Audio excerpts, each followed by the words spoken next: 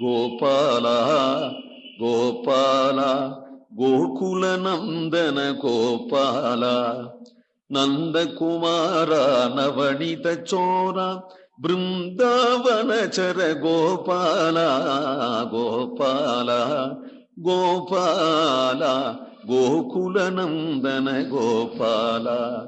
அடுத்த பாசுரமா அதே விஷயம்தான். கண்ணன் இடத்துல போயிட்ட பெண்ணை நினைச்சுண்டு வருந்துறதா இருக்கு. கண்ணன் இடத்துல விட்டுடு இந்த பெண்ணை அப்படின்னு இந்த பெண்ணுக்கு கண்ணன் இடத்துல உள்ள மெய்யலை பார்த்து தாய் பாசுரம். இப்ப கண்ணன் இடத்திலேயே போயிட்ட அந்த பெண்ணை நினைச்சுண்டு வருத்தப்படுற தாய் பாசுரம் இது.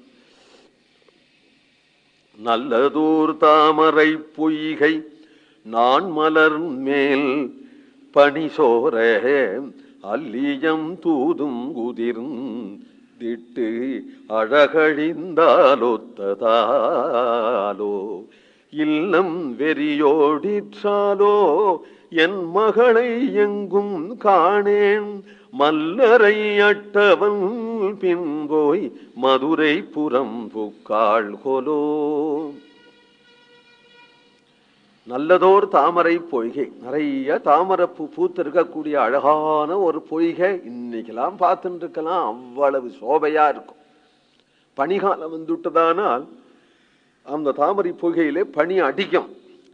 நான் மலர் மேல் பனி சோர, பனிகாலத்துல தாமரை தடாகம் வீணாயிடும், எல்லாம் உதிர்ந்துடும், குச்சி குச்சியா நிற்கும், அழிஞ்சு போயிடும். அப்புறம் தாமரை புகையை பார்த்தா நன்னா இருக்காது. அல்லியும் தாதும் உதிர்ந்திட்டு அழகழிந்தால் ஒத்ததாலோ, அதுபோல இல்லம் வெறியோடிற்றாலோ.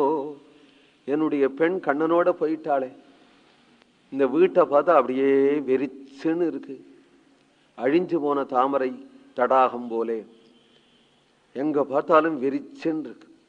அவள் ஒருவளாலே இந்த வீடு பூர்ணமாக இருந்தது. என் மகளை எங்கும் காணேன் மல்லரை அட்டவன் பின் போய். இந்த ஆய்ப்பாடியிலேயே யாரையும் கேட்டு பார்த்துட்டேன், எங்க இருக்கிறாள்னு தெரியல. நிச்சயம் அவள் மதுரைக்குத்தான் போயிருக்கணும்.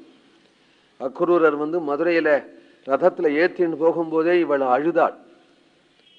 இவள் கிளம்பி மதுரைக்குத்தான் போயிருக்கணும். போனதை பத்தி இல்லை, அங்க போய் என்ன வேணுகானமா பண்ண போறான், இவளை போல குட்டிகள்லாம் அங்க இருக்காளா, இங்க முஷ்டிகன் சாணூரன் சலன் தோசலகன் குண்டர்கள்லாம் இருக்காளா, அவனோட போய் குத்து சண்டை போடுவான் கண்ணன், அதை பார்த்து இவ பயப்பட்டுட போறாளே அப்படின்னு எனக்கு கவலையா இருக்குங்கிறான்.